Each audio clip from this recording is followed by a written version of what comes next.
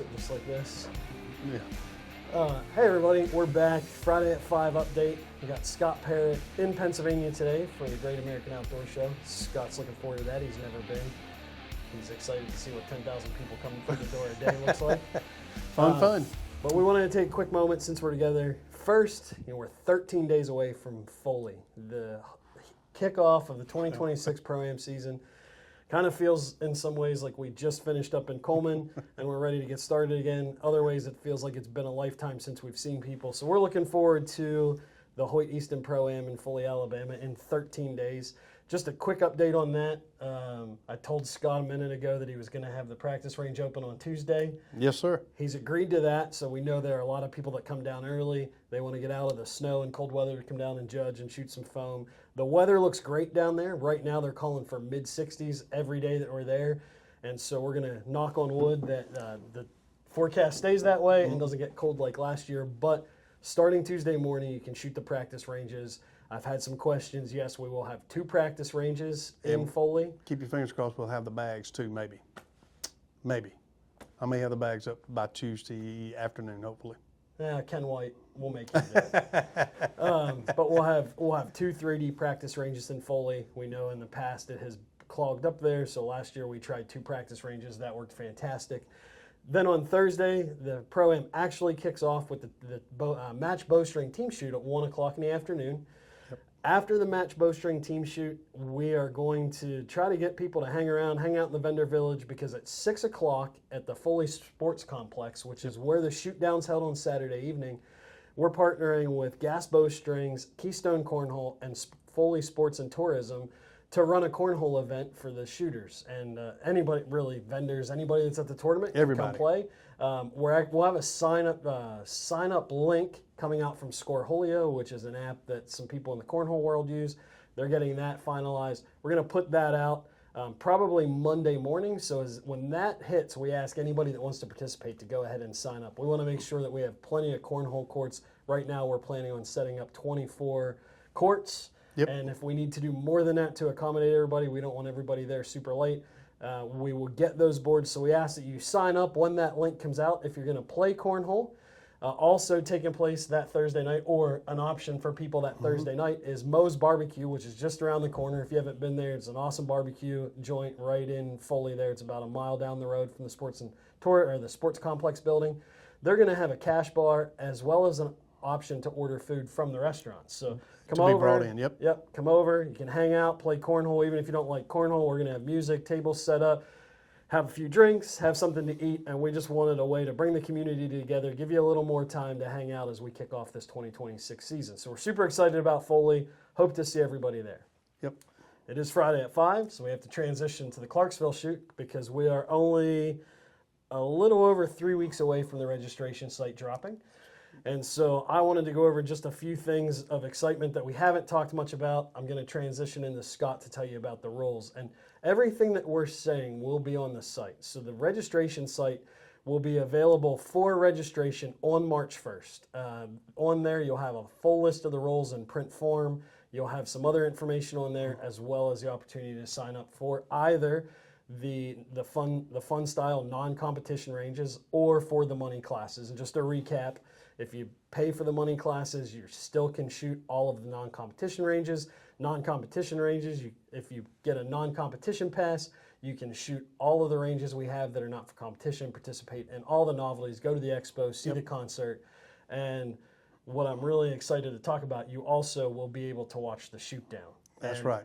I've not really dove into the shoot down, and Scott and I have walked this, and he shakes his head at me because I've kind of dreamed on this. But what we really set out, and I do want to say this in the video, Scott, because we've been accused of, well, are you trying to do this kind of shoot, or are you trying to do that?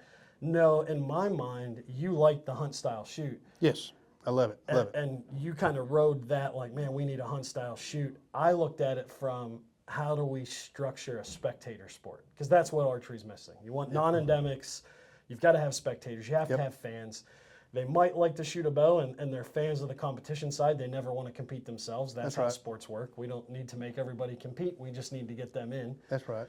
And so there's that element, but there's also the element of, man, that looks like fun. I've never shot a bow, but it's I wanna try it. interesting, and I've got to know the people, and so I'm going to tune in when I know that it's on. So I kind of, in my mind, said, how do we make a spectator shoot down? So this shoot down is not going to look anything like an ASA shoot down. Nothing close. Not going to look anything like any of the competitions out there right now. As we've said in previous videos, we're going to take the top 10 shooters in both the open class and the female class. We're going to send those off in more of a golf format. Yep. So we're going to, 9 and 10 are going to start, and I say course because if you're familiar with ASA, we set 5 targets, 5 stations, you move a couple feet in between arrows. We're actually going to set up a 5-target course that is going to kind of run alongside of the vendor village. You'll be able to stand in the vendor village and see the first couple targets really well. It kind of all happens right there. We've got plenty of space behind it to build spectators into that. But we're going to have 4 targets that kind of run through a variety of terrain, starting in the vendor area and working out. And we'll tell them about the 4th target. It'll be a longer target, kind of it'll be more of a western shot up on a prairie. After you shoot that one, you're going to cross a hill. And when you come over that hill, you come down into Mother Nature designed this perfectly for us. Yes, she did. There is an amphitheater there. And the owners, Joey and Melissa, have actually talked about carving in actual seating in that because it's a natural amphitheater. But it lends itself perfectly to a big show. Yes. And so when you cross, if you're participating, you're in that shoot off, you're going to, 9 and 10, they're going to start on target 5, then go to 4, and then we're going to send out 7 and 8. So much like golf, and there's going to, 9 and 10 are going to get to target 5, and 1 and 2 might just be starting. Yep, should be starting on number 1. That'll all be televised, much like golf. We're going to have some Jumbotron screens in the final area so that if you want to just be a spectator of the whole thing, it'll be like the 18th hole at the Masters, right? That's right. You can sit there, you know what's going on. If something exciting happens on one of the other holes, you can see it, but you're there building the anticipation of the final shooters coming for the final target of the event. That's right. And so in that amphitheater, we're going to do a variety of things to, for lack of a better term, turn the volume up. And we're not looking for the golf clap. I mean, if we want to make a golf comparison, we're looking for hole number 17 at TCP Sawgrass, or at the Waste Management Open in Arizona. Or Happy Gilmore. Happy Gilmore. Turn the volume up, and I want to be careful because some of the competitors now are rolling their eyes at us and shaking their head. We're not going to make it a novelty shoot. The best archer is still going to win, but they're going to have a few more distractions. It's not going to be crickets. It's going to be loud. We're going to have a concert going on in there. We want people to come and have fun watching archery. And should we tell them about what the 5th target will actually be? No, not yet. Let's hold off on that. Okay, give them a snippet. All right, so we'll give you a snippet of the 5th target.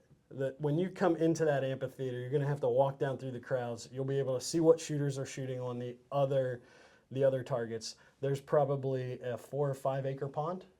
At least. And you come down to that pond, and there's a dock that runs out into that pond. And the 5th stake will actually be on the dock. On the dock. And you'll be shooting across the pond at a stationary target. We're not trying to do water gimmicky again. We need a target to be consistent for everybody. So we've worked that out. But it will be a target that ASA shooters have not seen or shot at before.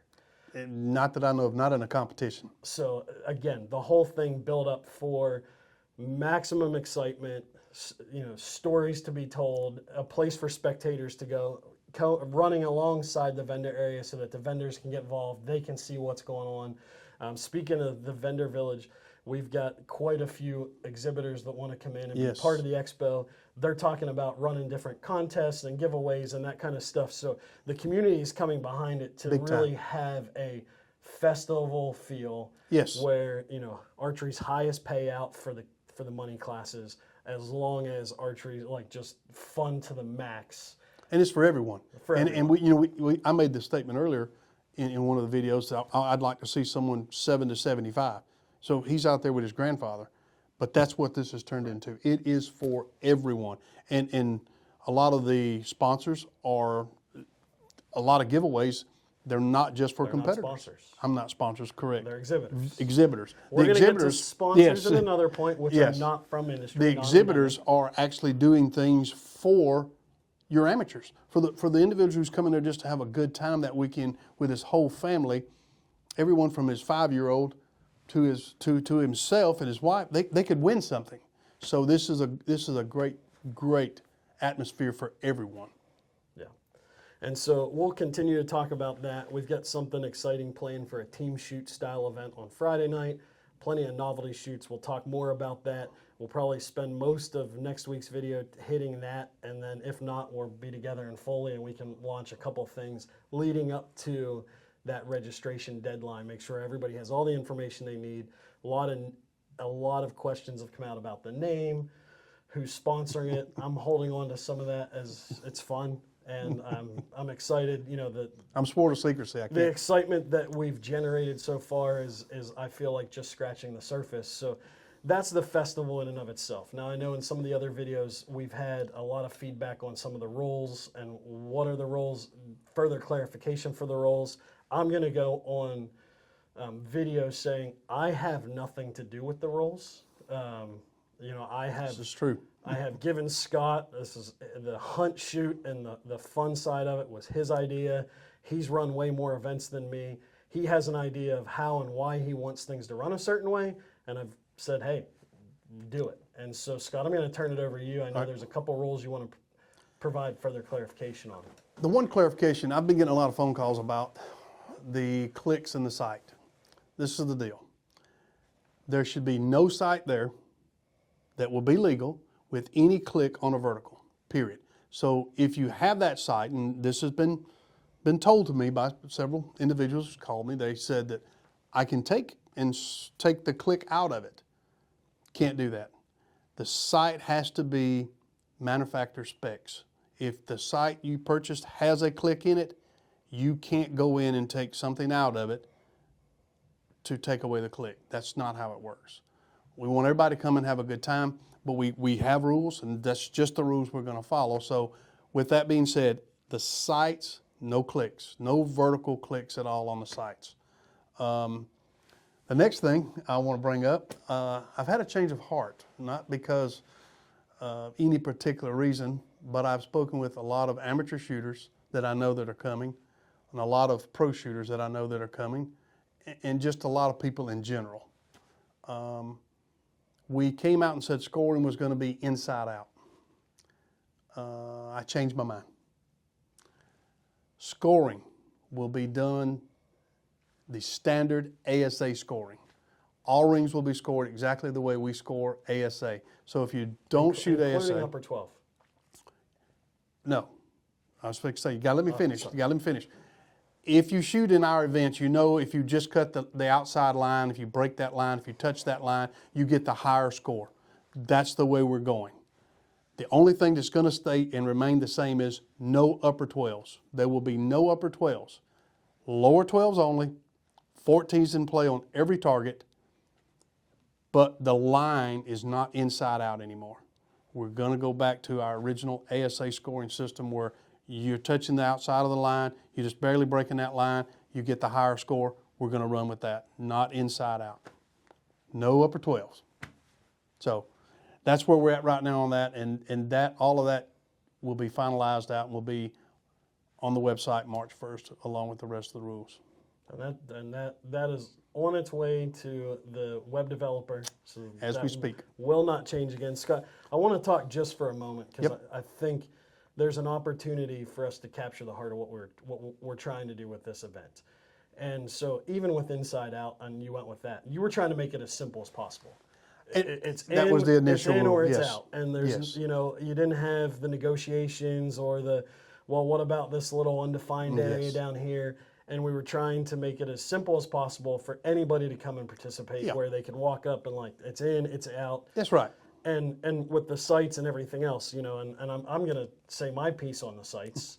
I think as in general, most people get it, especially the crowd where we're trying to grow archery. We've talked about it. I'm not going to beat a dead horse. Archery needs new participants, whether they're competitors or just coming out and getting involved and watching and being fans. And enjoying themselves. We have to grow. And so it was to make it as simple as possible for them. Yes.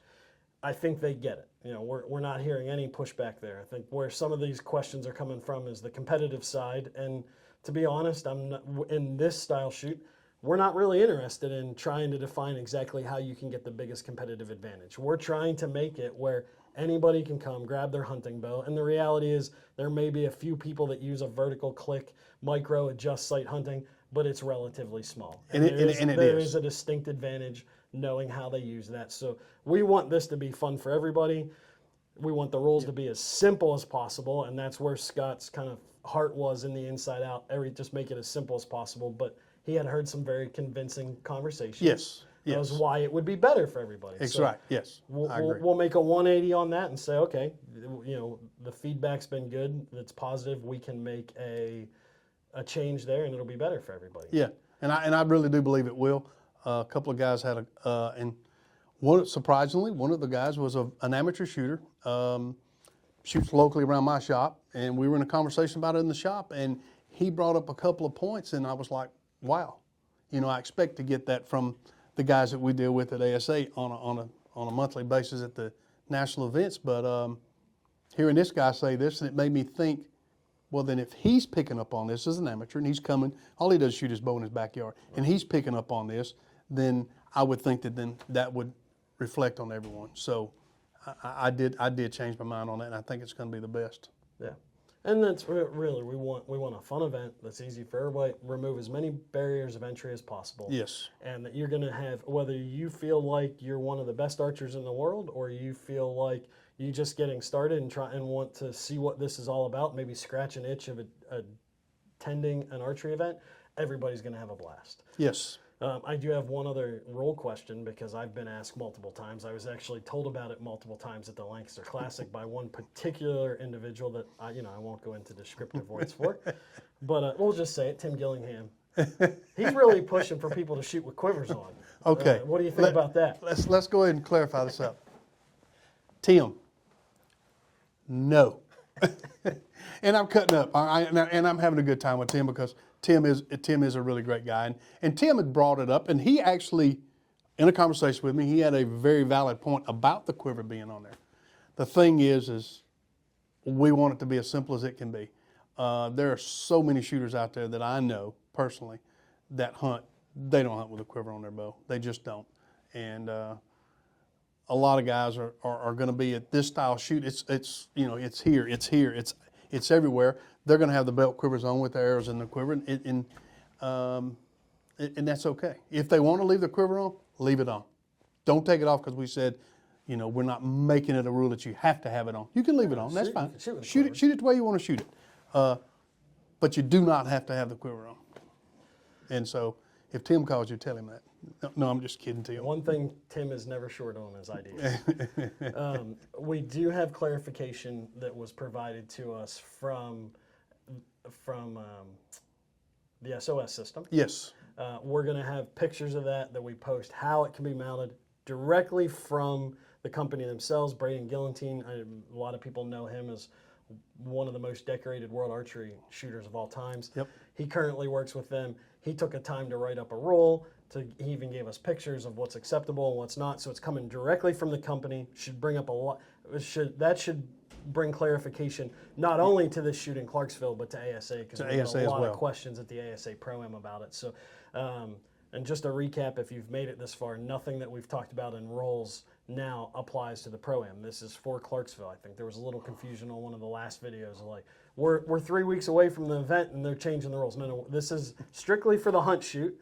Everything for the Pro-Am rules are crystal clear. They've on asaarchery.com under the rules section. Been there for months. I'm positive. Okay. The other thing, this is the last thing, Scott, you had mentioned that you wanted to talk about, because I'm getting a lot of questions. 80 yards, hunting bow, Wolverine, Javelina, these targets. Yep. Talk to us a little bit about the distance and how you're going to set courses. Okay. And honestly, Josh is right. I've been getting a lot of phone calls too. There's been a big concern that we're setting competitional ranges, the 80-yard, coyotes and so forth. Let me explain something to you guys. There's 60 targets that will be shot on competition range, 30 one day, 30 the next day. 60 targets. The average range is probably going to be, I'm going to say, between 40 and 55. That's going to be the average. Are there going to be some 80? Is there going to be some 75, 70? Yes, there will be. But that's not going to be the common shot. There's going to be 20-yard shots. There are going to be 40. There's going to be a 35-yard shot. They're going to be technical shots. It may be straight downhill, straight uphill, between trees. But understand this, I'm not going out and set targets for people to miss purposely. Right. I never have, even in ASA. I do not do that, and I won't do it on this event. So I don't want anyone to think that would like to come and compete. You know, you want to come and compete against the Tim Gillingham and the Levi Morgans and individuals like that, because they're great individuals to compete against. We're not setting targets so that you miss. I want you to come. You're the guy in the backyard. Your average shot's going to be 40 to 55 yards. Now you're going to have to think about it. They're going to be technical. You might walk up to the stake and be like, how do I shoot this? But as an average, you said when we do set those longer targets, they're going to be more of the open targets. Yeah, they'll be more of the targets open, more of the broadside, the bigger targets. And we're not using the Pro-Am. We're not limited to Yes, to the Pro-Am targets only. So you'll see more than the 20 Pro-Am targets out there. So exactly. We can have a big target at 80 yards. We can have the new moose. Fun for everybody throwing an arrow at. Yes. So, I did want to address that. Lots of questions. Yes, I'm glad you did. So, a lot more information. I mean, the information that we've put out, we've covered a lot of it. The roles are going to be, we've covered pretty much all the roles other than like the basic shooting etiquette, which is going to very much follow the ASA role format. Yep. I've put all of the roles onto one sheet. They're all going to fit on one page on the website. Super easy to follow along. When that website releases, we'll put it out, like I said, March 1st registration. And that's in Clarksville. We hope to see everybody who's watching this in Foley. If you've never been to the Pro-Ams before, but you're interested in Clarksville, we do have hunter classes. And you can show up on Thursday in Foley, Alabama, Thursday, February 19th. Register for the event, shoot the team shoot 2 days in the hunter class, go to the beach and make a vacation out of it, because it's pretty miserable in most of the country. And they're calling for 70 degrees. So that's right. If you've never been to a Pro-Am and you're thinking about doing Clarksville, maybe check out Foley. Foley's 13 great. days. Plenty of time to figure out where you're staying, sleep in your truck. It's going to be 70 degrees. That's right. But make it fun and get yourself some practice for Clarksville, Alabama. Anything else? The only thing I can say is the only other rule that'll be at the very top is have fun. When you come to Clarksville, there is money on the line. I understand that. For some. But come with the whole train of thought of this is going to be a blast for the whole weekend, because it is. And if you're in the non-competition classes, make sure that you stick around long enough for the shoot down, because you're going to see something. You're going to want to see something. You're going to want to see the environment that we're shooting in. It's going to be something. It's going to be a lot of fun. So that's it for today. Thanks for catching up with us Friday at 5. Hope to see everybody in Foley, Alabama. We'll have another video next week. See you guys.